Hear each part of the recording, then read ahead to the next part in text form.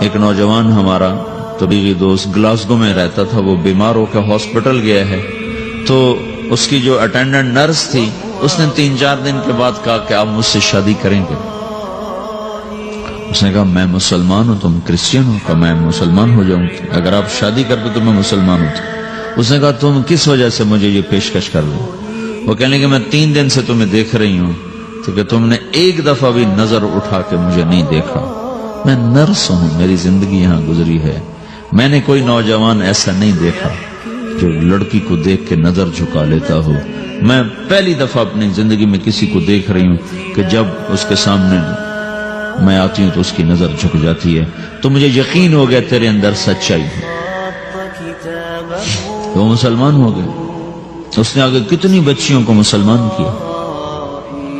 پھر اشفاق احمد صاحب مرحوم تھے، یہ ڈرامہ رائٹر، ان سے اچھی سلام دعا تھی میری، تو ایک دن مجھ سے کہنے لگے کہ میں تبلیغ کے کام سے متاثر ہوا ہوں انگلینڈ جا کر، پاکستان میں نہیں انگلینڈ جا کر، تو میں ایڈنبرا میں پارک میں بیٹھا تھا، میری بیوی میرے ساتھ بیٹھی تھی، تو ایک جماعت آئی، انہوں نے آ کر اذان دی مغرب کی اور نماز پڑھی۔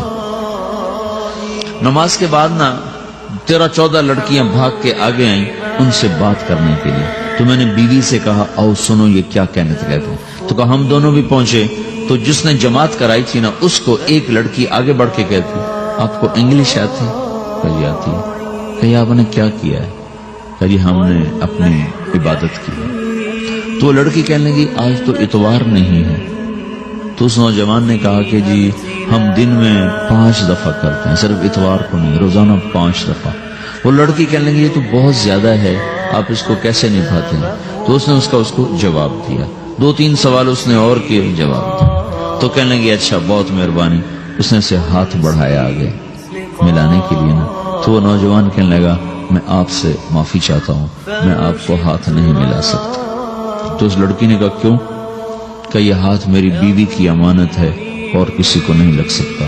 تو لڑکی کھڑی تھی، وہ زمین پہ گر گئی، صرف اس بہت وہ زمین پہ گر گئی، کھڑے کھڑے وہ زمین پہ گر گئی، اور وہ بچوں کی طرح رونے لگی پھوٹ پھوٹ کے، اور کہنے لگی وہ لڑکی کتنی خوش قسمت ہے جس کے تم خامد ہو، کاش یورپ کے مرد بھی ایسے ہی ہوتے۔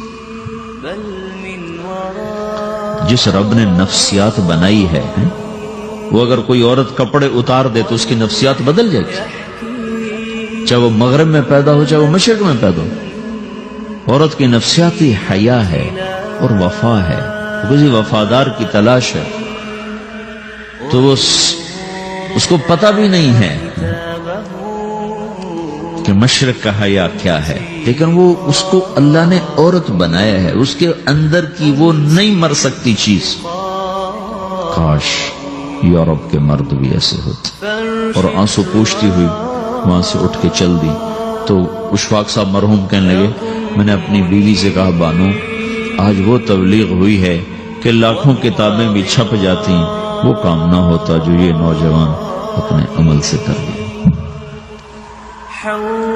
تو میرے عزیزو کٹی پتنگ نہ بنو، اپنی کٹی پتنگ کی منزل کوئی نہیں رہتی۔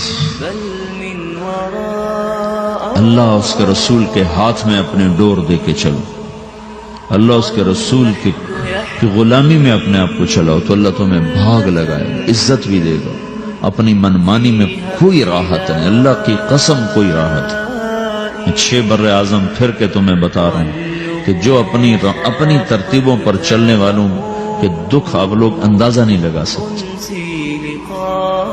چلنا ہے تو اللہ اس کے رسول کی زندگی کو اپنا کے چلو، اللہ تمہاری دنیا بھی سکھ بری بنائے گا، آخرت بھی سکھ چین والی بنائے گا۔ لیکن یہ سیکھنا پڑے گا، تبلیغ اس کو سیکھنے کی محنت ہے اور اس کو آگے پہنچانے کی محنت ہے۔ تو یہ عمر ہے، اس وقت ساری دنیا اسلام کے لیے تیار ہے، چونکہ نظریاتی طور پر دنیا شکست کھا چکی، کسی کے پاس کچھ نہیں۔